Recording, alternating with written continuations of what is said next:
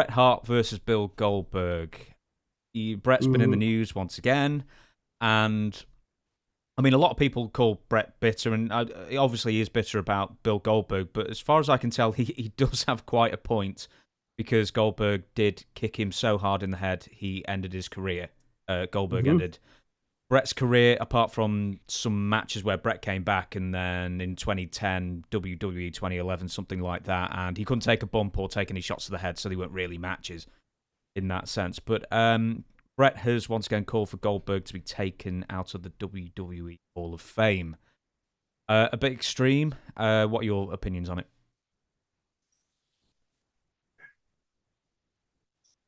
What does taking him out of the Hall of Fame do? Nothing. It's just, he's just mad at him. He's pissed at him. And by rights, yeah, he doesn't really belong in there. Who's that comedian that's in there? Drew. Yeah, Drew Carey. Yeah, why's he even in there then? I don't know. Because he made one appearance at a Royal Rumble 2001 for a comedy thing, and then see you later, and never saw him again. Yeah, and he was in the Hall of Fame. See, I think that to take him out of the Hall of Fame, I don't think does anything. It just maybe appeases Bret a little bit. And no, Goldberg was a crappy worker.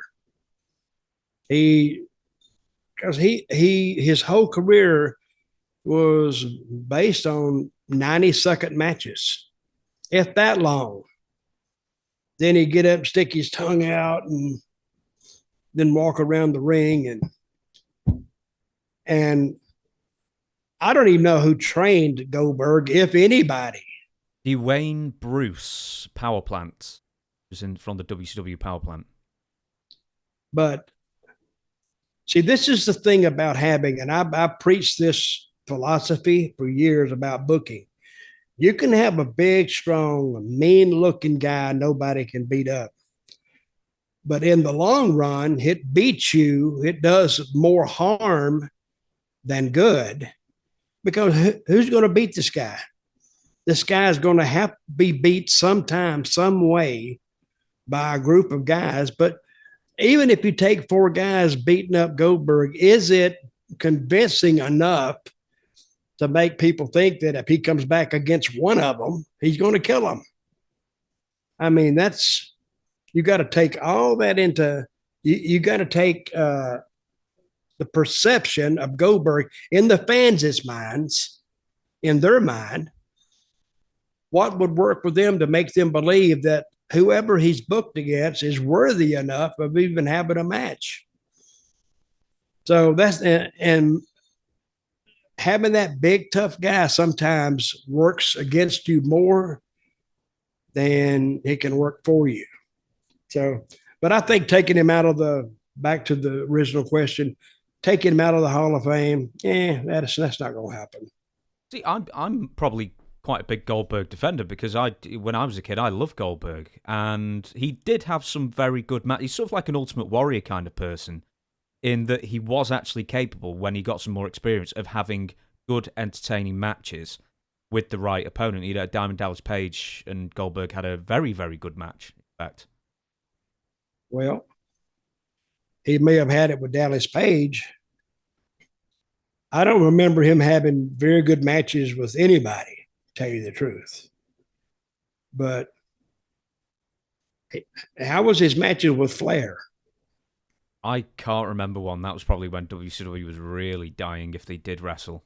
And I don't remember it. I don't remember anything from WCW then, because it was purposely made to be as unmemorable and as possible. Now, you were talking about toxic people. I don't think Goldberg was toxic, but I think he had all the earmarks of being covered in toxicity, because he's been put over so much and so much and so much. And all of a sudden they come and we want you to go 8 minutes. Oh, what? 8 minutes? That's like 800% more time than he's ever spent in a ring before.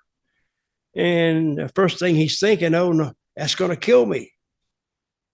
And truth be known, if he's not against the right person, yeah, it could hurt him. It wouldn't kill him.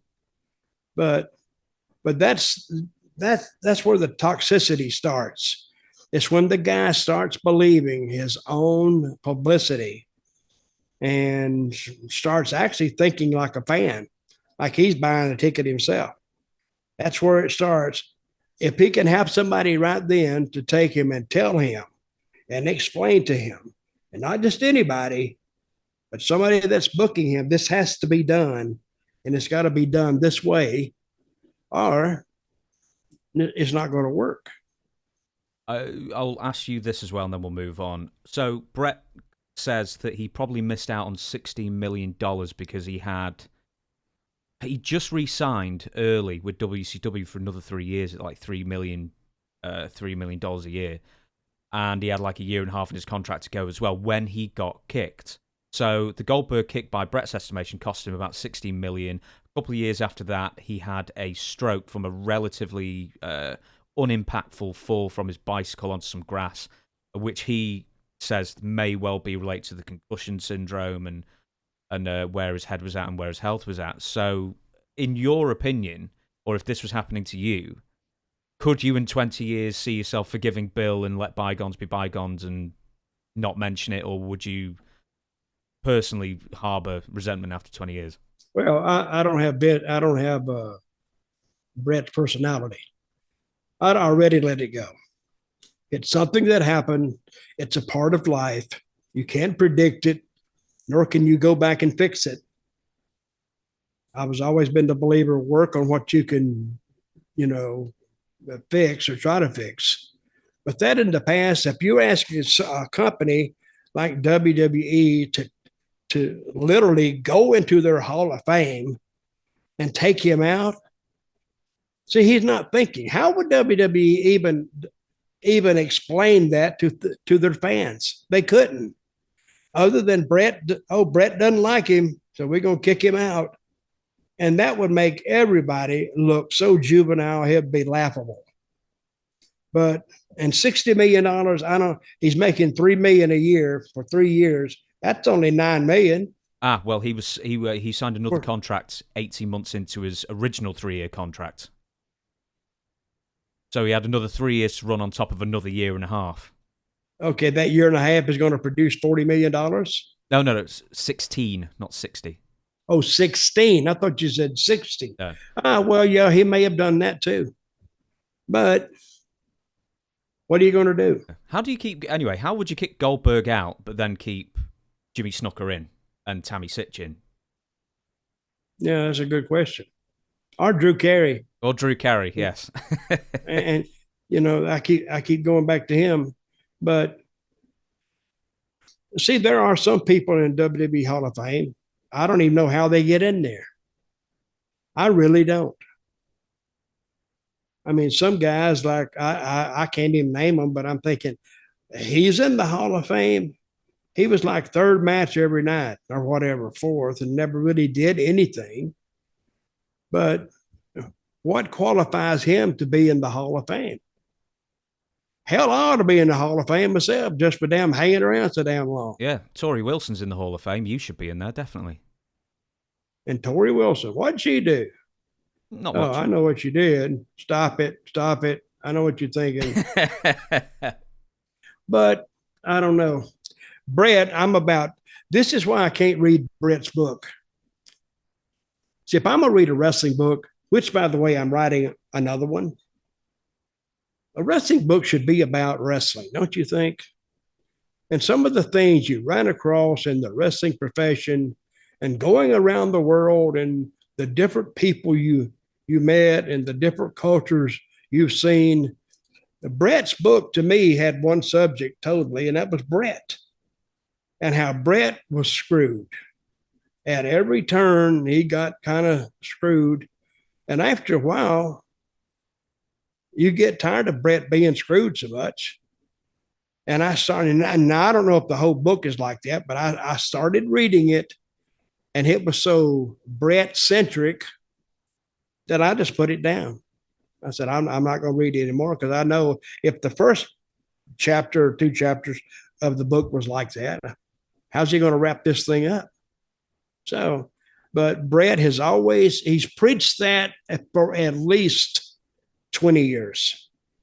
That Bret. Why don't he go and just try to beat the shit out of Bill? Why don't he just go straight up to him and punch him or do something? Of course, he might get his butt kicked again, but I'm sure that knee to the head, was that what happened? It was a side kick.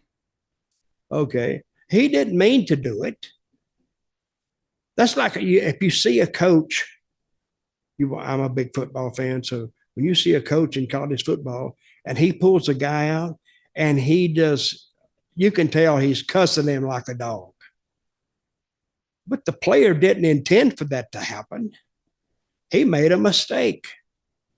So in making a mistake, I mean, what good does cussing him out do? Nothing. And what good does Bret continuing on with Bill Goldberg, what does it do for anybody except keep Bret in those clickbait deals? And you say, Bret said he wants to kill Bill Goldberg. Well, hell, I'm going to read that. So they get 1 million clicks on it and make money. But my advice to Bret, give it up, brother. Just give it up.